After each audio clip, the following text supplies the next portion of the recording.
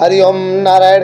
अर्जुन उवाच दृष्टे मम स्वजनं कृष्ण युत्सुं समुपस्थितं सिदन्ति मम गात्राणि मुखं च परिशुष्यति वेपुतुश्च शरीरे मे रोमहर्षश्च जायते गाण्डीवं सशस्ते हस्तात् वक्ष्यैव परिद्यहते न च शक्नोम्यवस्थातुं भ्रमतीव च मे मनः।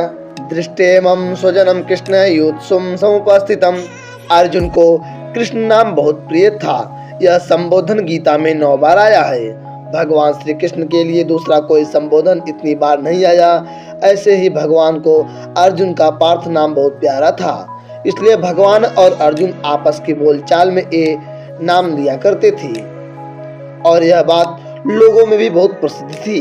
इसी दृष्टि से संजय ने गीता के अंत में कृष्ण और पार्थ नाम का उल्लेख किया है। यत्र योगेश्वर कृष्णो यत्र पार्थो धनुर्धर। धृतराष्ट्र ने पहले संवेता युत्सव कहा था और यहाँ अर्जुन ने भी युत्सव समुपस्थितम कहा है, परंतु दोनों की दृष्टि में बड़ा अंतर है। धृतराष्ट्र की दृष्टि में तो दुर्योधन आदि मेरे पुत्र हैं और युधिष्ठिर आदि पांडु के पुत्र हैं, ऐसा भेद है। अतः धृतराष्ट्र ने वहाँ मामका और पांडवा कहा है, परंतु अर्जुन की दृष्टि में यह भेद नहीं है। अतः अर्जुन ने यहाँ स्वजनम कहा है, जिसमें दोनों पक्ष के लोग आ जाते हैं। तात्पर्य है कि धृतराष्ट्र को तो युद्ध में अपने पुत्रों के मरने की आशंका से भय है, शोक है, परंतु अर्जुन को दोनों ओर के कुटुंबियों के मरने की आशंका से शोक हो रहा है कि किसी भी तरफ का कोई भी मरे, पर वह है तो हमारा ही कुटुंबी। अब तक दृष्टा पद 3 बार आया है। दृष्टा तु पांडवानिकम व्यवस्थितान दृष्टाधार्थ राष्ट्रान, पहले अध्याय का 20वां श्लोक, और यहाँ दृष्टमम स्वजनम पहले अध्याय का 28वां श्लोक। इन तीनों का तात्पर्य है कि दुर्योधन का देखना तो एक तरह का ही रहा, अर्थात दुर्योधन का तो युद्ध का ही एक भाव रहा, परंतु अर्जुन का देखना 2 तरह का हुआ।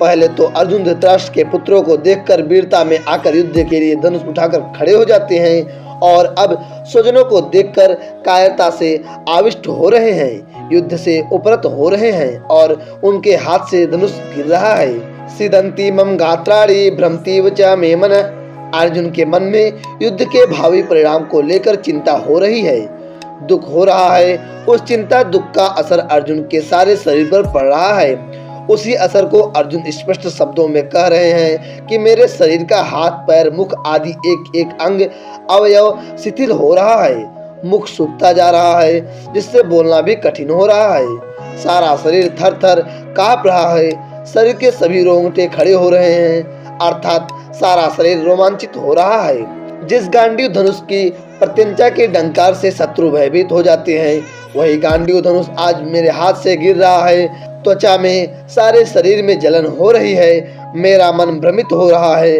अर्थात मेरे को क्या करना चाहिए यह भी नहीं सूझ रहा। यहाँ युद्ध भूमि में रथ पर खड़े रहने में भी मैं असमर्थ हो रहा हूँ। ऐसा लगता है कि मैं मूर्छित होकर फिर गिर पड़ूंगा।